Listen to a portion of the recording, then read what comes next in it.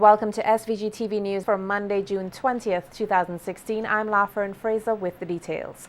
A call has been made for public servants throughout the country to execute their duties with a spirit of excellence. The appeal comes from Permanent Secretary in the Ministry of Education, Maureen Williams, as she chaired a church service earlier today to commemorate Public Service Week at the New Testament Church at Wilson Hill. Under the theme, Productivity in Service Excellence, Williams made reference to Daniel in the Bible, whom she said epitomized work excellence and focused on his duties to the nation he served despite having different beliefs of his king. But he focused on what he had to do because he recognized he was representing a higher power. And it is said of him in Daniel chapter 2 verse 48, the king placed Daniel in a high position in charge of all its wise men. And it said again in chapter 6 and verse 3, Daniel was preferred above the presidents and the princes because an excellent spirit was in him. And I trust that as public servants, we will have that excellent spirit. We have no excuse who is at the top, who is at the bottom, for whom we are working, because we are working for St. Vincent and the Grenadines. Director of Economic Planning Laura Anthony Brown reminded civil servants to ensure that they handle challenges with wisdom in their daily operations, as many have fallen prey to inappropriate behavior. Sexual indiscretion has always been and continues to be a problem for mankind. It is rooted in the sins of lust and greed, among others. What is important for us to note here this morning as public servants is not the problem of lust or greed and desire for what does not belong to us. It is the way in which we handle those problems when they arise. As public servants, we can be sure that problems and challenges will arise from time to time. And so, from a biblical perspective, what we need to seek to do is to see how we handle ourselves when problems arise. And Prime Minister Dr. Ralph Gonsalves praised the work of public servants and reminded them that their contribution is important to nation building. The leader of this nation says while humans are not robots and cannot get everything perfect, they must, however, continually strive to improve. There is no app. There is no telecommunication system which can replace the human being that God has made. And that as important as the hard drive in the computer is, this hard drive is even better because it can relate to certain things and do certain things what that computer and of course the robot in time will not be able to do. Dr. Gonsalves further congratulated the students, parents and teachers on their performance in the CPEA exams and called for an analysis on how improvements can be made. Where we had 89, almost 90% of those who took the exams reached the required standard, doesn't mean that we don't have weaknesses and we don't have limitations, but we have done fairly well, and we have to say thanks to all those persons. But we have to make sure we analyze in every single school, and I hope the Ministry of Education leads the way in this with the parents, teachers associations, to see where we fell down and where we can do better. The Minister of National Security also praised law enforcement officers on their continued efforts to curb crime and outlined that many put their lives at risk to save others. And we know that the police officers put their lives on the line. Again, we know that we have some who don't pull their weight, but we know the bulk of them do, and we have to thank them very much. And at this time, with Carnival, everybody wants to have a fete. Every village Every village has a beauty competition. Every village has a fete. Every village has a march down the road. Every single village. And every single one of them comes to one source for security. The police. And if the police say, well, we can't do it tonight because we already have 5 events doing. You hear people on the radio verbally complaining about the police. Leader of the opposition, Arnie Eustace, is of the opinion that the cybercrime bill, which will be presented before Parliament on June 23rd, is merely for political purposes. Eustace made these comments today on his radio program and claims that the bill seeks to limit persons' rights of expression. We have a lot of similar concerns. It was expressed by many people there at that town hall meeting. Okay. A lot of similar concerns. I see it essentially as something designed to limit people's freedom of expression. Okay. A lot of it, that's all it is about. All right. And maybe for purely political purposes. So you can get back at people. All right. You know? And I don't know who's going to pay, who have $100,000 and $500,000 to pay for anything. The opposition leader added that there are several aspects of the bill which he disagrees with and promises an official response to it. Oh yeah, you can repeal it. You can repeal it? Yes. Okay. We're not going to accept that as it is, although we have not been going to Parliament.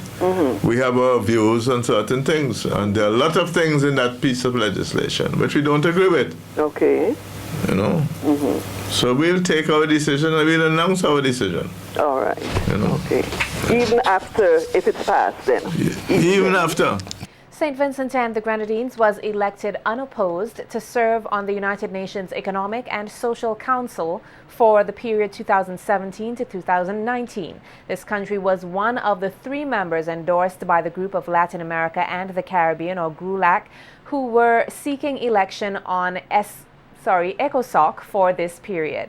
In securing the election, St. Vincent and the Grenadines got the highest number of votes for the GRULAC region and the 4th highest number of votes of the 18 member states that were elected. The period of service for ECOSOC is for 3 years and will run from January 2017 to December of 2019. The United Nations Economic and Social Council, or ECOSOC, is one of the main bodies of the United Nations that was created as a deliberative rather than operational body to help other parts of the UN system examine and shape their programs. Its mandate is to function as a forum for discussing international, social, economic, and humanitarian issues, as well as to coordinate the work of UN agencies and bodies concerned with those issues. This council is composed of 54 members elected by the United Nations General Assembly on a rotating basis. For the next 3 years, St. Vincent and the Grenadines, as a member of ECOSOC, will contribute to and actively engage in the work of the Council as it continues to be a forum for the issues it was mandated to highlight. Magistrate Bertie Pompey has recused himself in the case involving New Democratic Party, or NDP, candidate for Central Windward, Benjamin Exeter, and NDP supporter Shabazz John. In an interview with SVG-TV News earlier today, defense lawyer Kay Bacchus Brown says that her 3-page document meticulously expressed the reasons for her arguments to have the magistrate recused. She highlighted that there was no charge against her client for breach of peace. It appeared to us that he had made a conclusion of fact on the evidence, and what was worse, it is evidence that was not before the court, because there was no charge of breaching the peace laid against Mr. Exeter or Mr. George. However, the prosecution was trying to bring in evidence as regards to the breach of the peace. So I made an objection that this evidence was irrelevant, immaterial, inadmissible. The magistrate overruled me, and then an objection was made. In any event, it was also being obtained by leading questions. So he said, okay, that yes, he agreed it was leading and they could try to get it without leading. I again renewed my objection. I said the evidence is inadmissible. It cannot be admitted at all. and I cited the same points that I made to him in the letter. And the DPP, Mr. Colin John, responded very strenuously, urging him not to recuse himself. And in the end, he decided that he would recuse himself. So I commended him for that. I'm very happy that he did. I must apologize for my error. Mr. Exeter was the candidate for Central Leeward, not Central Windward. Bacchus Brown says a move like this ensures justice appears to be done. She pointed out that a new magistrate will be appointed and case retried with a new trial date. It is a victory for democracy. You see, the law regarding recusal, a magistrate or judge recusing himself, is based upon whether the ordinary man should have confidence in the judiciary, that justice will seem to be done. So that I was not saying to the magistrate that I thought he was biased. The cases are based on apparent bias, that it gives the impression from something that transpired that he may be biased. That is all that is necessary. And that is because the law treats, it is so important that the public or the ordinary man or the officious bystander would feel that justice is done. The community of Calico was awoken by disturbing news on Sunday morning, June 19, 2016, of the discovery of the body of Ernie Chambers, better known as Speedy, hanging from a tent pitched on the Calico playing field. His family suspects foul play. Nolisha Miller tells us more in this report. What was supposed to be a happy Father's Day in the Chambers household, horror and grief struck the evidently close-knit family upon receiving news that the head of the household, Ernie Chambers, better known as Speedy, was found dead. Superintendent of Police at the Calico Police Station, Richard Brown, said the matter is being investigated and that he is unable to provide much information at this time. The police at the Calico Police Station was alerted to a body of a male hanging from a rope that was attached to a National Lottery's tent at the Calico playing field. This information was relayed to us about 5:30 a.m. that morning. We responded, and on arrival we met the body, as I said, hanging from a rope, partially leaned on the stage, and the feet of the deceased was barely touching the ground. Behind me is the scene in Calico where 67-year-old Ernie Chambers was found. The question remains whether it was a suicide or a homicide. Police says they are still investigating the matter. In the Glen community where the Chambers family resides, we spoke to two of the deceased daughters and sister-in-law. The elderly daughter, Kelly Chambers, said it was a habit for her father to take nightly walks, as he could not do so in the daytime, as he suffered from a cataract in his eyes. That Sunday morning, she said she heard her mother caution her father when he was leaving around 2, and her father's response was simply reassuring her mother that he would not be long. Sadly, that was not the case. His emotional daughter insists that something is not right with the way her father died, noting that it is outside of his character to take his own life. Was he troubled by something of any sort? Definitely not. My father was retired. My father had nothing to be stressed out about. Somebody might have seen him and thought that because he was a retired public servant, probably thought he had money on him, and something might have transpired. He might have run. I don't know. I can't make assumptions. However, I know for a fact that that is out of my dad's character, and that is not something that he would do.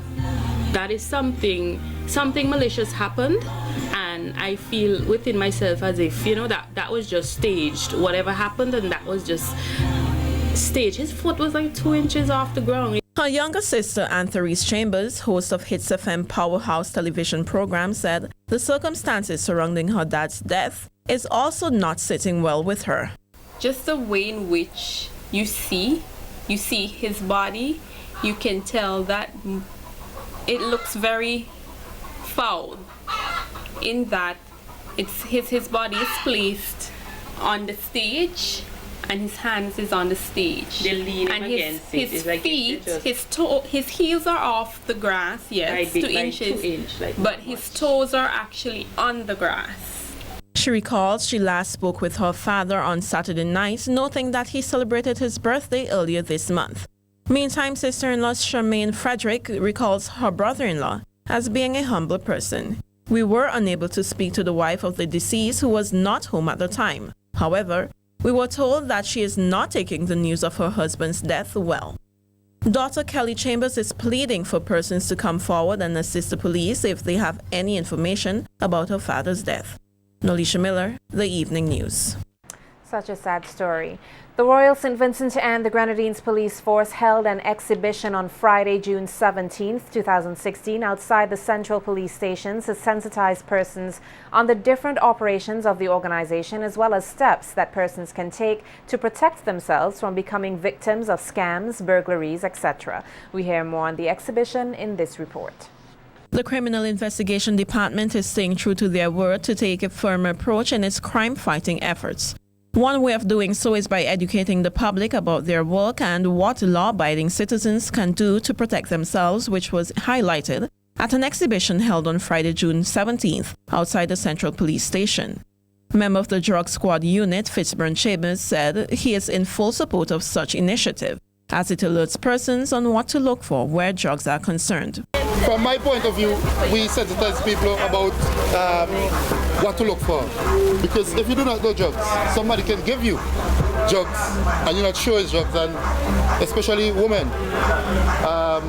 They could allow them to different places and have sex with them, rape them and so on. So it is best people know what to look for, especially with drugs. Meantime, Sergeant Jeffrey Labode, one of this country's experts responsible for detecting counterfeit notes, said many persons take the opportunity during the carnival season to use counterfeit notes, and that while the police is not able to teach persons how to identify counterfeit notes, it is easy to identify genuine ones. With the genuine notes, there are 9 features that the eyes of the public can see.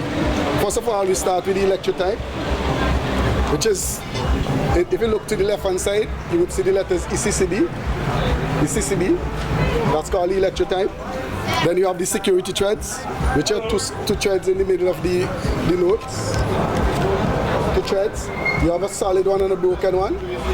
And those threads, if you look carefully, you would see the letters ECCB. The SVG Coast Guard was also part of the exhibition. One of its representatives tells us with the summer approaching and the boost in the tourism sector, it is important for the Coast Guard to be extra vigilant. When you're at sea, give the Coast Guard number in case of any emergency. You can contact the Coast Guard. We also do patrols at the bottom of the resort to make sure that they feel safe when they see the Coast Guard, because it's important to see the Coast Guard, they feel much more safer than not seeing anything at all. Persons were also sensitized on the safety measures of fires and the necessary steps to take in the event of an emergency. The first thing to do is to call the fire brigade.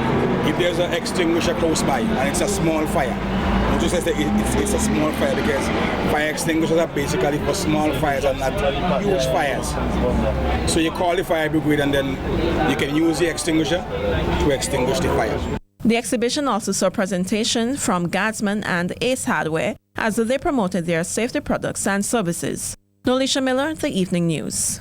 Over 60 shut-ins, disabled and elderly persons from Chateaubelair, Petit-Bodel and surrounding areas gathered at the Golden Grove Learning Resource Center in Chateaubelair on Sunday, June 19th for a luncheon, which was hosted by the Petit-Bodel Police Youth Club and funded by Digicel SVG.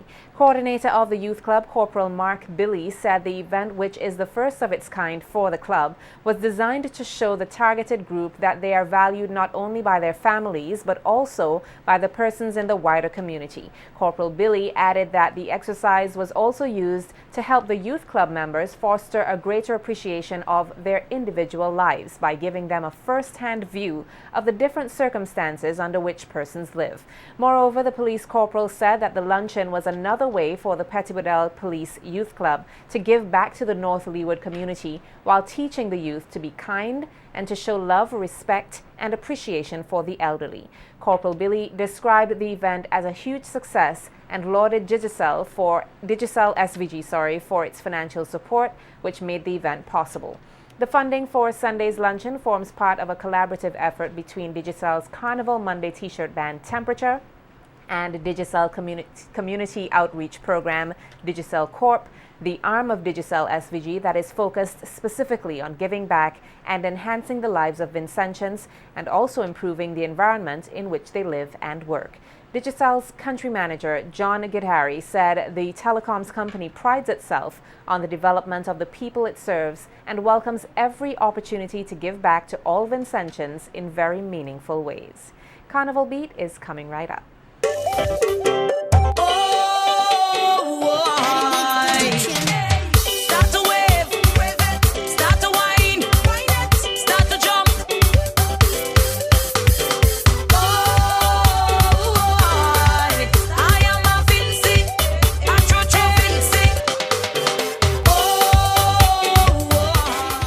Carnival revelers from the Marikwa Valley and surrounding areas came out in their numbers to participate in Pitani Carnival 2016. The action kicked off on Friday night, June 17th, with the staging of the Miss Pitani pageant, which was followed by Juve on Saturday morning, along with the Kiddies Carnival and evening street jump on Saturday evening. SVG-TV's Nikita Tony has more in this report. The streets of Mesopotamia were filled with energy and excitement last weekend as hundreds of patrons came out to be a part of Pitani Mass 2016, hosted by the Pitani Carnival Committee. The event began on Friday, June 17th at the Lakwa Boxing Plant with the crowning of Miss Pitani 2016, which saw 7 young ladies vying for the coveted title. They were Antoria Kamabat, Miss Kato's Heavy Equipment, Regisha Hazel, Miss Dazzle, Laurie John, Miss People's Pharmacy, Zakia Mofford, Miss Touch of Pearl, Stacey Payne, Miss Prime Consulting, Kishel Robinson, Miss Fanfare Events, and Wenique Walker, Miss Red Dog Garage. Staying true to her word, contestant number 2, Regisha Hazel, sponsored by one of the leading public transportation providers, Dazzle, dazzled both the judges and audience with her performance and walked away with the Miss Pitani 2016 title. The Beckway resident also copped the Best Swimwear Award. First runner-up went to Miss People's Pharmacy, Laurie John, who was also adjudged Best in Interview and Miss Congeniality. Taking the second runner-up and the Best Talent Award went to crowd favorite Kishel Robinson, Miss Fanfare Events. Robinson was also given the Miss Photogenic Award, while contestant number 4, Zakia Mofford, who proudly represented all full-figured women, took home the Best Evening Wear prize. Starting as early as 4 a.m., revelers began their journey behind 2 large trucks for Juve from the Lakwa Boxing Plant to Mesopotamia, with live performances from Royal, Keith Currency, Luther, and Problem Child, to name a few. Later that evening was the Kiddies Carnival, which was then followed by what is described to be the biggest evening street jump-up ever to take place in Pitani. Public Relations Officer of the Pitani Carnival Committee, Carlton Teddy James, thanked all patrons and supporters for their continued support towards Pitani Mass over the years. He outlined that the highly anticipated weekend has not only provided entertainment, but also served as a hub for economic activity. James added that with such a successful season, patrons can surely look forward to even greater proceedings for Pitani Mass 2017. The most important thing coming out of Pitani Carnival is the economic turn, economic activity that persons are allowed to do come Pitani Mass. Both telecoms company was represented in Pitani, though one was a sponsor. There were products from every single distributor, manufacturer in St. Vincent and the Grenadines for sale at Pitani Mass. And I would love to see the same opening up of the market when it comes to Vinci Mass at a national level. And I would love to thank all of those persons who joined to Pitani. I want to thank the police and I want to thank the people for behaving themselves yet again in 2016. And we are ready to plan and to ensure that come 2017 we even present a better package. With such great reviews, Pitani Mass 2016 has indeed lived up to the saying, Pitani Mass is a nice mass, Pitani Mass is a sweet mass, Pitani Mass is the hottest rural carnival in St. Vincent and the Grenadines. Reporting for Carnival Beat, I am Nikita Tony.